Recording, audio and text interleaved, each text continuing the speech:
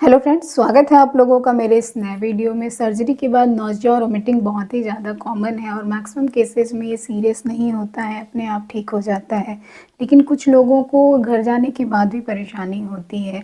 Surgery के बाद जो नौजिया और वोमिटिंग शुरू के 24 से 48 घंटे में डेवलप होती है, वो मैक्सिमम जो आपको एनेस्थीसिया दिया जाता है उसके कारण होता है और डॉक्टर इसको बहुत ही स्मार्टली मैनेज करते हैं। इसमें आपको बहुत ज़्यादा डिस्कम्फर्ट फील नहीं होता है। लेकिन कुछ लोगों में घर जाने के बाद भी नौजिया और वोमिटिंग की प्रॉब्लम होती है और वो परेशान होते हैं कि ऐसा क्यों हो रहा है। तो अगर आपने भी सर्जरी कराई है और आपको ऐसी दिक्कत हो रही है तो ये वीडियो आपके लिए है। आज इस वीडियो में हम लोग यही डिस्कस करेंगे कि अगर सर्जरी के बाद नौजिया वोमिटिंग हो रही है, पेट में दर्द हो रहा है, तो ये किस कारण से हो सकता है और इसको कैसे आप मैनेज कर सकते हैं। सर्जरी के बाद जब आप घर जाते हैं तो आपको एंटीबायोटिक्स दिए जाते हैं खाने के लिए। एंटीबायोटिक्स के कारण भी गैस्ट्राइटिस डेवलप होता है और पेट दर्द, वोमिटिंग जैसी प्रॉब्लम होती है। या फिर अगर आपकी बहुत लंबी कोई सर्जरी चली है, इंटेस्टाइन इन्वॉल्व हुआ है, कान की सर्जरी हुई है, गायनेकोलॉजिकल कोई सर्जरी हुई है जिसमें स्पेशली आपकी ओवरी इन्वॉल्व हुई है, तो ऐसे केसेस में दर्द थोड़ा ज़्यादा होता है और वोमिटिंग की प्रॉब्लम होती है। वोमिटिंग का एक कारण आपकी सर्जरी के बाद स्पाइनल हेडेक भी हो सकता है। इसमें आपको सर दर्द के साथ वोमिटिंग की प्रॉब्लम होती है। आप लेटते हैं तो आपको आराम मिलता है, जैसे ही आपने बैठा या फिर चलना शुरू किया तो आपकी वोमिटिंग और हेडेक की प्रॉब्लम बढ़ जाती है। तो इस टॉपिक पे मैंने अलग से एक डिटेल में वीडियो बनाया है, तो उसको अगर आप देखेंगे तो आपको काफ़ी कुछ अंदाज़ा मिल जाएगा। तो अगर आपको हेडेक के साथ वोमिटिंग की प्रॉब्लम हो रही है तो ये स्पाइनल हेडेक है। इसके लिए आपको लेट के ज़्यादा से ज़्यादा रहना है, पिलो नहीं लगाना है, लिक्विड डाइट आपको ज़्यादा से ज़्यादा लेना है, ब्लैक टी एंड कॉफ़ी लेना है, पेन किलर आप ले सकते हैं और ज़रूरत पड़ने पे अगर वोमिटिंग ज़्यादा हो रही है तो वोमिटिंग की दवा भी ली जा सकती है। ऑपरेशन के बाद होने वाले वोमिटिंग को कम करने के लिए आपको बस थोड़ी सी सावधानी रखनी है बस। तो सबसे पहली चीज़ जो आपको ध्यान में रखना है कि एक बार में आपको ज़्यादा खाना नहीं खाना है। पेट भरने से पहले आप खाना खाना बंद कर दें। अब ऐसा नहीं है कि आपको कम खाना है, आपको खाना अच्छे से खाना है क्योंकि आपकी रिकवरी फेज़ चल रही है, तो डाइट आपकी अच्छी होनी चाहिए। पर आप उसी चीज़ को डिवाइड करके थोड़ा थोड़ा कई बार में खाइए।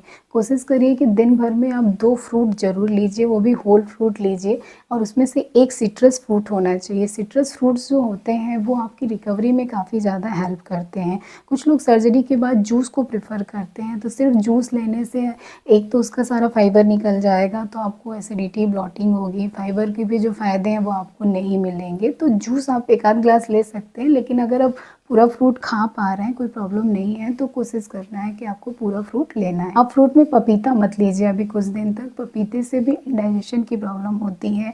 पेपरमिंट, लेमन, जिंजर से भी वोमिटिंग में आराम मिलता है, तो आप इनको भी अपनी डाइट में इंक्लूड कर सकती हैं। ऑपरेशन के बाद सिर्फ दलिया और खिचड़ी पे लोग ज़्यादा जोर देते हैं, दलिया लेना है, खिचड़ी लेना है, जूस लेना है, लेकिन ऐसा नहीं है। अगर आपको डॉक्टर ने स्पेशली नहीं बोला है कि आपको सिर्फ दलिया और खिचड़ी ही खाना है, तो आप पूरा खाना खाइए जो आपके घर में बनता है, दाल, चावल, रोटी, सब्जी, दही, छाछ। इसके अलावा आपको मिल्क लेना है, आपको ड्राई फ्रूट्स लेने हैं, फ्रूट्स आपको अपनी डाइट में शामिल करना है। दलिया और खिचड़ी जो है वो ऑपरेशन के बाद सिर्फ 1-2 दिन का खाना होता है। ऐसा नहीं है कि आप ऑपरेशन के बाद जब तक रिकवरी नहीं हो रही है तब तक आप यही खाएँ। आपको बहुत मन है दलिया खिचड़ी खाने का ही, तो उसमें ढेर सारे वेजिटेबल्स डाल के खाएं। सिर्फ उबला हुआ दलिया आपको खाने की ज़रूरत नहीं है। उबला हुआ खाना खाने से भी जो आपके गैस्ट्रिक जूस हैं वो स्टिमुलेट नहीं होते हैं और इंडाइजेशन की प्रॉब्लम होती है। उबला नहीं खाना है, लेकिन बहुत ज़्यादा ऑयली और स्पाइसी फूड भी आपको नहीं लेना है। पानी आपको ज़्यादा से ज़्यादा पीना है। डिहाइड्रेशन की वजह से भी नौजिया और वोमिटिंग की प्रॉब्लम होती है। खाना खाने के बाद आपको वॉक ज़रूर करना है ताकि आप जो भी खाए हैं वो आज ईज़िली डाइजेस्ट हो जाए। वोमिटिंग के लिए आप एंटी एमेटिक जो मेडिसिन आती है, जो वोमिटिंग के लिए आती है, वो आप ले सकते हैं। जो भी आप मेडिसिन ले रहे हैं वो आपको ध्यान रखना है कि खाना खाने के बाद आप लीजिए, स्पेशली जो आपकी दर्द की दवा है और एंटीबायोटिक है। जो डॉक्टर ने स्पेशली आपको बोला है कि इस दवा को खाली पेट लेना है, उसी मेडिसिन को आप खाली पेट लीजिए, नहीं तो बाकी जो सारी दवाइयाँ हैं आप खाना खाने के बाद लीजिए ताकि आपको गैस्ट्राइटिस डेवलप ना हो। खाना खाने के बाद आप तुरंत पानी मत पीजिए, उसमें कम से कम आधे घंटे का गैप रखिए।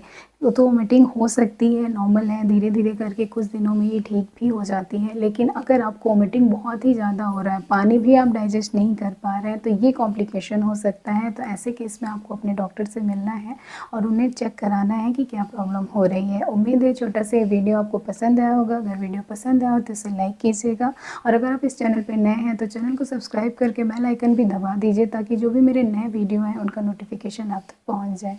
Thank you.